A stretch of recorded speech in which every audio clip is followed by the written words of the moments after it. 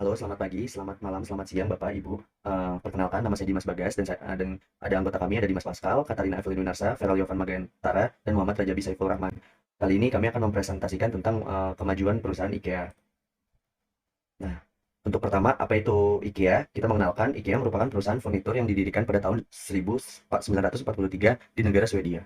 IKEA menjual furnitur yang sangat inovatif dibanding toko furnitur lainnya. Pada awalnya, IKEA hanya menjual barang seperti pulpen, bingkai, dompet, hingga jam tangan. Tapi setelah tahun 1947, IKEA mulai merancang penjualan furnitur.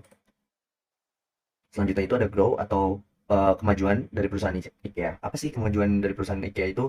Kemajuan ini tuh bisa dibilang sangat inovatif ya. Pada mulanya IKEA tidak langsung menjual furnitur, melainkan menjual produk-produk yang beraneka ragam seperti dompet yang seperti sudah saya sebutkan tadi.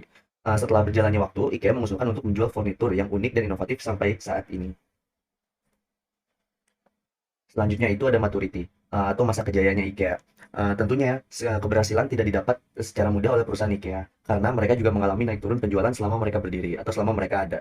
Salah satu faktor keberhasilan IKEA itu dalam industri karena IKEA menjual produk atau jasa yang sangat inovatif dan konsumen pun tertarik akan hal yang dilakukan oleh perusahaan IKEA. Jadi yang bisa kita lihat itu IKEA itu sangat beraneka ragam ya, barang-barangnya yang mereka jual atau produk-produk yang mereka jual itu tidak seperti tidak seperti pada umumnya barang-barangnya seperti mejanya itu unik, eh, lebih simpel, bisa kita sebut lebih simpel daripada brand-brand yang lainnya. Berikutnya saya akan menjelaskan mengenai product cycle life, di mana seperti di pada grafik, pada tahap awal introduction, IKEA belum dikenal dan masih tahap konsumen mulai mengenal dengan perlahan suatu produk yang dijual IKEA. IKEA merupakan perusahaan furniture yang didirikan pada tahun 1943 di negara Swedia. IKEA masuk ke dalam tahap growth atau tahap perkembangan, di mana tahap growth ini berarti meningkatnya produksi dan permintaan pasar. Contohnya IKEA ini mengusulkan untuk menjual furniture. Hal ini justru yang menjadi berbuah manis. Dan Kia juga menerima apresiasi ide dari karyawannya, yaitu menjual furniture yang dapat dirakit sendiri oleh pembelinya. Lalu semakin digemari, semakin masuk ke tahap maturity, di mana tahap ini produk juga semakin banyak dijual atau semakin dikenal, dikonsumsinya secara terus-menerus. Di mana IKEA ini membuat produk yang inovatif, sehingga konsumen banyak melirik. Kalian tahu juga di Indonesia, pada tahap maturity ini, IKEA membuat suatu metode yang dimana kalian tahu IKEA membuat sebuah labirin yang berisikan produk-produk yang dijual. Nanti konsumen juga dapat menikmati tersebut untuk selain untuk melihat barang secara langsung dan dicoba, itu juga bisa menjadi taman rekreasi yang menghibur, di mana nanti akan membuat semakin banyak pengunjung yang datang. Apa sih yang dilakukan IKEA sehingga dia bisa sukses? Terdapat beberapa poin. Poin yang pertama, IKEA memperlakukan sistem bongkar pasang pada furnitur yang dia jual, sehingga dia bisa memangkas biaya pengiriman dan menghemat ruang penyimpanan. Kemudian, IKEA juga memiliki desain toko yang seperti labirin, sehingga memicu impulse buying pada konsumen. Apa sih impulse buying itu? Impulse buying itu adalah keputusan untuk membeli barang lain di luar list belanja. Misalnya, kita pertama-tama datang ke IKEA untuk membeli rak sepatu, namun ternyata malah beli tatakan meja. Kemudian, IKEA juga memiliki display produk pada living room-nya sehingga membuat konsumen memiliki pengalaman berbelanja yang nyaman. Berikutnya, IKEA juga menyediakan one-stop service yang ditandai dengan adanya tempat makan, sehingga konsumen yang sudah menghabiskan waktu mengelilingi IKEA sepanjang hari dapat mengisi tenaga di sini dengan makanan dan minuman yang disuguhkan seperti Swedish meatballs, es krim, fish and chips, dan lain sebagainya. Melihat tren penjualan secara online, IKEA juga menyediakan jasa online selling yang didukung dengan adanya IKEA Pickup Point, sehingga konsumen yang sudah membeli barang secara online dapat melakukan pengambilan barang tanpa dipungut biaya pengantaran. Online selling ini juga turut berkontribusi pada peningkatan jumlah pelanggan IKEA di tahun 2017. Kemudian, IKEA juga menerapkan harga yang ekonomis pada produk-produknya, karena founder IKEA menginginkan furniturnya supaya terjangkau oleh masyarakat keseluruhan. Kemudian, IKEA juga memberikan nama pada produk yang membuat produk-produk tersebut memiliki kesan emosional. Yang terakhir, IKEA juga melakukan transformasi digital pada perusahaan, yaitu dengan membuat aplikasi. Aplikasi ini memungkinkan konsumen untuk memvisualisasikan bagaimana rumah mereka akan terlihat saat mereka melengkapinya dengan produk IKEA. Konsumen juga dapat mengisi dimensi ruangan mereka dan memilih berbagai produk yang sesuai dengan selera mereka.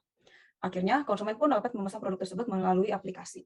Selanjutnya itu ada di tahap observing, yang dimana yang IKEA lakukan itu melihat dampak dari pandemi. Itu ada beberapa kemungkinan ya, dan ada beberapa yang harus dilakukan sama IKEA.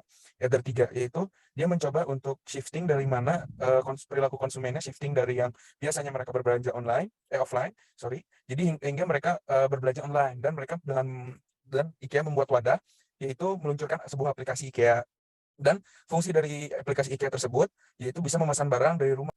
Selanjutnya itu associating. Dengan kemajuan teknologi yang diadopsi oleh IKEA, menambahkannya adanya customer experience, yang dimana pembeli bisa melihat barang yang dibeli dan secara tidak langsung divisualisasikan di dalam aplikasi.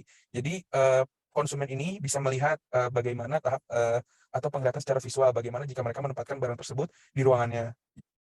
Yang selanjutnya yaitu ada experimenting. Jadi IKEA itu menaruh penting juga kepada customer experience, yaitu yang dimana customer itu bisa DIY kepada konsumen dan melakukan perakitan barang, sehingga hal tersebut merupakan eksperimen yang dilakukan IKEA untuk nge-reach customer-nya dalam penjualannya. Sehingga customer-nya itu secara tidak langsung kayak memaksa untuk customer-nya melakukan DIY dalam perakitan barangnya. Yang berikutnya yang dipakai adalah skill questioning. IKEA menggunakan skill questioning untuk menerima opini dan ide furniture yang bisa dirakit oleh pembeli. Hal ini tentunya menghemat biaya transportasi dan penyimpanan. Hasil di mana perusahaan yang mengapresiasi ide karyawannya tersebut yang berinisiatif menciptakan suatu inovasi revolusioner yang berguna atau bermanfaat membuat perusahaan tersebut dilirik oleh banyak konsumen dan semakin berkembang. Ada skill networking, di mana IKEA menggunakan skill networking ini untuk bekerja sama dengan perusahaan pengembang teknologi 3D dan artificial intelligence atau AI. 3D, teknologi 3D dan AI ini nantinya akan digunakan untuk menghidupkan keunikan IKEA secara digital. Teknologi 3D ini nantinya akan digunakan untuk memudahkan pelanggan melengkapi rumahnya secara virtual. Nah, selanjutnya itu inovasi IKEA di masa mendatang. Kira-kira inovasi apa sih yang IKEA bakal keluarin di masa mendatang, guys? Yang pertama, yaitu adalah IKEA AR atau Augmented Reality. IKEA memanfaatkan Augmented Reality dalam penempatan barang-barang yang dijual IKEA itu pada rumah. Jadi nanti kalian tuh tinggal buka smartphone kalian, pilih sudut-sudut tertentu, dan nanti akan ada aplikasi yang mengeluarkan barang-barang yang cocok untuk kalian, ataupun barang yang kalian cari. Yang kedua, yaitu adalah IKEA Assistant, di mana asisten digital ini itu membantu dalam mencari barang ataupun lokasi yang menambah experience customer. Kenapa fotonya kayak Google Assistant? Karena memang itulah yang kita pikirkan untuk membuat IKEA seperti Google Assistant ini. Google Assistant kan banyak pengetahuan, nanti IKEA pun juga seperti itu, tinggal menunjukkan jalan-jalan pada IKEA-nya, seperti barang-barang lokasinya, ataupun pokoknya semua hal nanti akan dibahas di IKEA Assistant ini. IKEA Assistant akan care banget sama customer, sehingga experience customer pun akan meningkat. Dan yang terakhir itu adalah IKEA VIP. IKEA VIP adalah penyedia jasa bagi customer untuk mendesain interior secara berbayar dengan pembelian produk pada IKEA. Terima beres dan tinggal bayar. Itu adalah motonya. Jadi ini tuh IKEA VIP itu seperti kalau kalian udah nggak mau pusing-pusing lagi, kalian tinggal nyedia jasa yang dari IKEA.